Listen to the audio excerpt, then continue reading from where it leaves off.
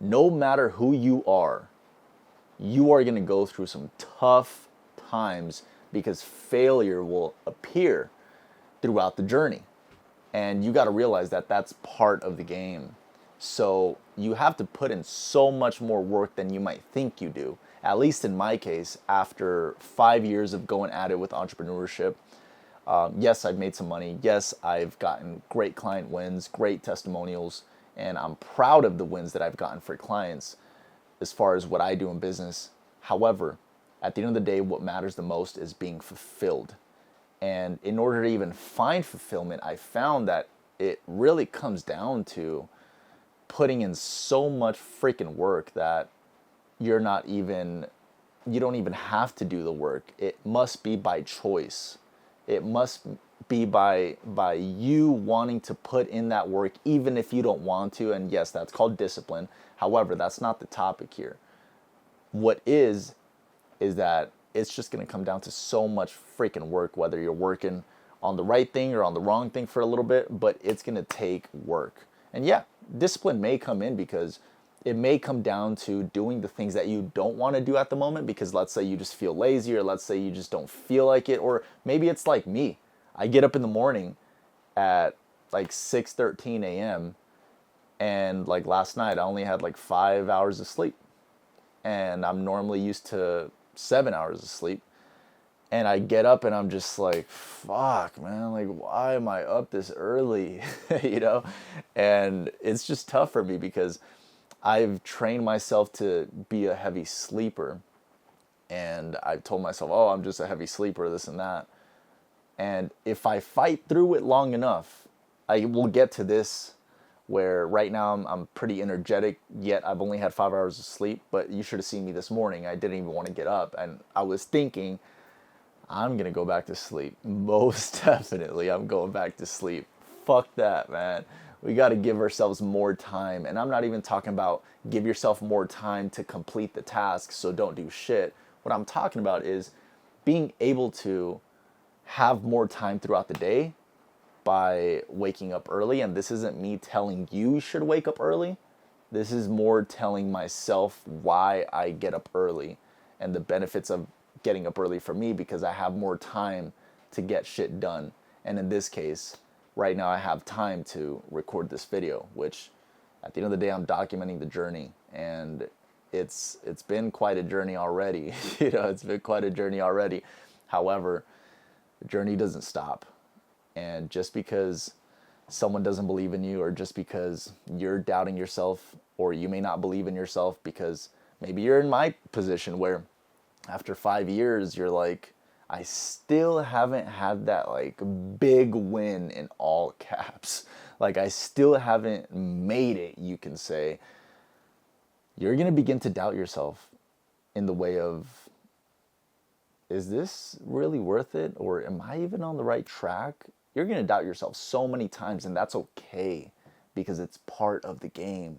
It's you against you at the end of the day in your mind.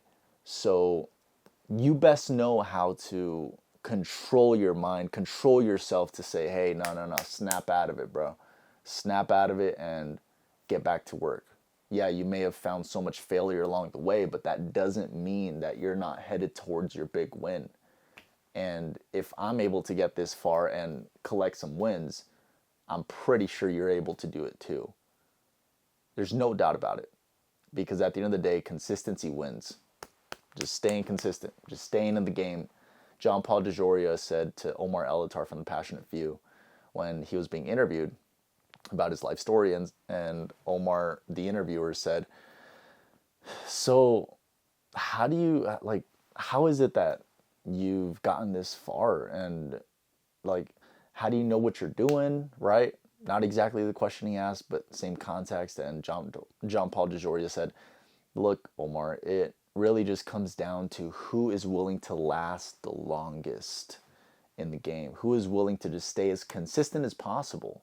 And it makes sense because he then later said, you realize that once you're in it for so long, you realize that nobody really knows what they're doing, but they prepare themselves. They act like they know what they're doing just to stay formal. And it makes you think that politics, you may look at them like these perfect people and this and that, but at the end of the day, they may have shit scattered all over the place just as much as you do in your life, but just at a different level. So it just comes down to staying in the game for as long as possible, because as you and I know, life isn't perfect. And that's just what it is. So along the journey, you may find so much fucking failure that it sets you back and that you're like, fuck, is this even worth it? You're doubting yourself. And that's okay, because I'm telling you this based off experience. When I was going through a 7-month period of where I literally had nothing and I was on the street, I was doubting myself so much, because I was like, what is the end result of this? Where am I going towards? What is going to happen eventually? And it could get a little scary sometimes, because it may be where you're headed towards the unknown.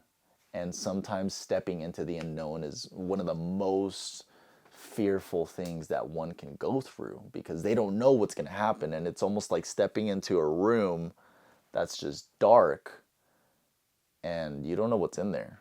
And they're like, here, step in this room. And they don't tell you what's in there.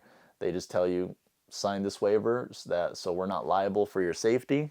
Go ahead, step in this room. And you're like, yo, like, why did I just sign that waiver? Like, what is in this room? It's the unknown that you're stepping into. And as cliche as it may be of an example, it's the truth with life. You step into the unknown, and let's say you get fired from your day job that was your only source of income, and that's how you were paying bills and rent, right? And you get fired from that out of nowhere. And it's like, oh shit, like, what am I going to do? It was unexpected. And now you're kind of stepping into the unknown. And you're wondering, am I going to make it out? Like, you're starting to doubt yourself. And I tell you this based off experience, because when I was fired from the waiter job I had at a fine dining restaurant, little Italian joint, I was very scared when I got fired, because I was working so much on the business that I just forgot that I had work that day. Like, I seriously forgot that I had work that day just because of so much that I was doing at the time. And once I got fired, I was like, what am I going to do? How am I going to make it? Like, am I going to make something of myself because I got fired from my job? Like, that was my only source of income, really. But at the end of the day, yeah, I had that source of income, and I had clients on the side that were paying me as well. So step into the unknown and fucking grab your balls as you're going in there, but be willing to step into it, because that's the only way you're going to find out whether it was worth it or it was just another lesson learned. And at the end of the day, just make sure that you take enough risk to where you're making yourself uncomfortable. And that's where I tell you, it's going to take so much more work than you think. And the work may be uncomfortable. And the work may be something that you don't want to do because it's just boring shit. However, that boring work is what's going to take you to the top level where you want to be in whatever you're doing, whether you're an entrepreneur or whether you're just a small business owner that wants to progress in their business and not be part of the statistic of whatever amount of number. I think it's like 90% of businesses fail within the first 5 years of being in business. Like, maybe you just don't want to be a part of that statistic that fails. Maybe you want to be someone that definitely makes it out and is able to have a few businesses rather than just the small business or the 2 small businesses that you own.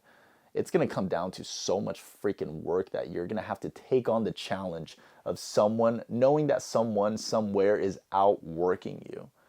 But your result is going to speak for itself. You won't have to tell anyone about all the work you had to put in. You won't have to mention it to anyone. You won't need to tell anyone about all the work you did.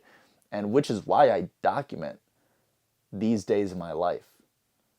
Because nowadays, I've been working so fucking hard, man. All day, literally all day. All I really do besides go on walks, right? And when I'm on a walk, I'm typically listening to something that has to do with the business I'm in. And it just comes down to being obsessed, and so obsessed that you're willing to just commit to it so much that you obsess yourself around what you are doing in business, what you are doing along your entrepreneurship journey. It's going to come down to just being extremely obsessed to where people are looking at you like, this guy's a little crazy, like a little out of the loop. Like, this is all he does. Like, does he ever fucking take a break? And when people start to think that way about you, or even a similar way about you like that, like where they're like, dude, like all you're about is business, or all you're about is this, right? That's when you know you're on the right track. That's when you know you're on to something, because most people will think you're a little bit out of the loop if you obsess yourself that much. I mean, what's his name? Grant Cardone has a book called Be Obsessed or Be Average. That is just a perfect title. It's like, be obsessed or be average. You choose. But at the end of the day, if you're obsessed and you're committed to what you are doing, there's no doubt that something has to happen for you. It's the consistency that's going to play in the compound effect. The compound effect will kick in with so much consistency and so much work with consistency that you've put in, to where it's just going to be forced to take off. There's no doubt that if you put in the work for long enough, and it may not be 1 or 2 or 3 or even 5 years in my case, it's going to be so much more than that. And you have to be willing to accept that, because it almost turns into a lifestyle where nowadays I'm thinking, this is the life I live. This is the lifestyle that I am now immersed in, where I am basically a person that does nothing but business. And in this case, it's the business that I'm in. So it just comes down to being willing to take on the challenge of, someone is probably outworking me somewhere in the world right now. Let's take on the challenge, because business doesn't stop. Just like in the NBA, right? Just like, oh yeah, you're in the off season, right? And then you work towards making it to the playoffs, right? And it's like, all right, let's make it to the playoffs. Cool, we made it to the playoffs, right? And then in the playoffs, they have their own bracket. And from there, that's where, oh, they're working towards the semifinals, right? And then you make it towards the semifinals. And then it's like, okay, now we're working towards the finals, right? And it's like, it just goes more narrow and narrow. And it's like, okay, you get to the NBA finals. And then boom, who wins? Like the NBA finals, who wins, right? Who wins the championship? At the end of the day, it's going to come down to, in business, not that bracket. It's just going to come down to always being in that workflow. When in the NBA, and the basketball sport, it ends after the NBA finals. It's like, okay, season's over. Whew, let's go on vacation, or let's go relax, or let's go. It's over, right? Like, we worked for it. We either won or we didn't, right? But at the end of the day, business isn't like that. Business keeps going and going and going. That's why if you're an entrepreneur, it's just so important that you have that relentless working mindset, that innovative mindset, where it's like you're just constantly updating yourself. You're constantly learning, and you're constantly in the business just making the moves you got to make.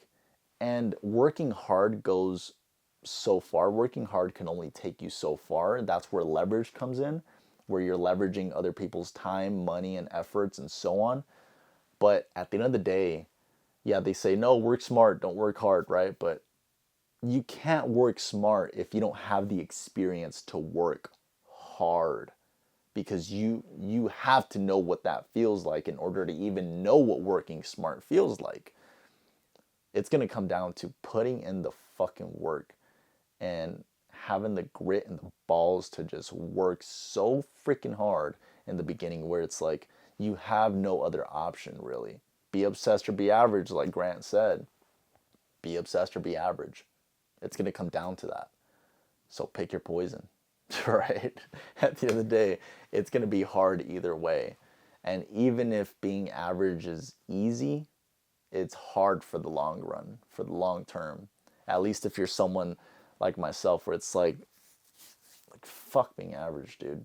Like I want to be free and I want to be able to have fulfillment in life in what I'm doing and control and making sure that I'm in control of the frame. If we're building this business, then we're building this business, and I want to be able to know how the systems go into this business, how the people will manage the systems, and how the business can just run on its own. And maybe you're trying to exit the business, right? But at the end of the day, it comes down to being in control of your frame. And maybe you can do that with a job. From my experience working at the jobs that I've worked my entire life, which right now I'm not working an actual job, it's just full-time entrepreneurship. It's, to me personally, not the way to go if you're trying to find fulfillment in what you are doing, and if you have a purpose or if you have a mission that you're moving towards. Maybe you're at a company where you're part of that mission so much that you believe in that mission so much and that you're just a higher head in that company, right? Or maybe it's just what you want to do. Like, let's say, for example, me, I was a waiter at a fine dining Italian restaurant.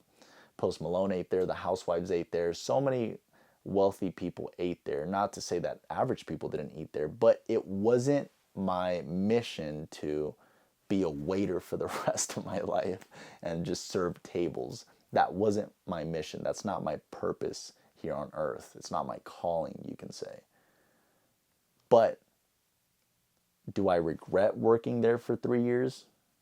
No, I don't regret it because it showed me how to serve. And I'm not even talking about how to be a waiter. It taught me more how to serve people, where it's like you're serving them at the best service, and if something goes wrong, knowing how to still keep a smile on your face and customer service to where now you're not letting your ego get in the way, because it's like, no, like, don't act like I'm below you when you're just the customer. It's like, at the end of the day, what it taught me is customer service at its finest. Knowing how to deal with people, human psychology. And I'm not saying I'm an expert at it. However, it taught me very foundational skills of how to treat people. And in this case, it happened to be me being a waiter, serving food to people and checking up on people, making sure they're good and that their experience was great. That's what it comes down to at the end of the day, is knowing how to treat people. So I heard this from Dan Lok: if serving is below you, then leading is above you. Meaning, if you can't serve, then you definitely can't lead. And that's where I say, if you compare working hard to working smart, it's like working hard is like serving, and then working smart is leading. To where if you can't serve, then you can't lead. Meaning, if you can't put in the work and if you can't bust your balls working hard, then you most likely can't work smart at the right level of using leverage at its finest. Because in most cases, you have to know what's going to go in the system if you're going to work smart. And you have to know the work it takes, the hard work it takes to be working the system, to be in the day-to-day grind. Because if you're just bossing people around expecting them to work their hardest day to day and you've never done it, again, if serving is below you, leading is above you. You have to know what it feels like to work extremely hard, and you have to know how to work hard in order to even graduate to the level of working smart. Because if you're bossing people around and making them work their hardest and like you've never really worked hard, it's like, bro, like you're not really a leader, you know?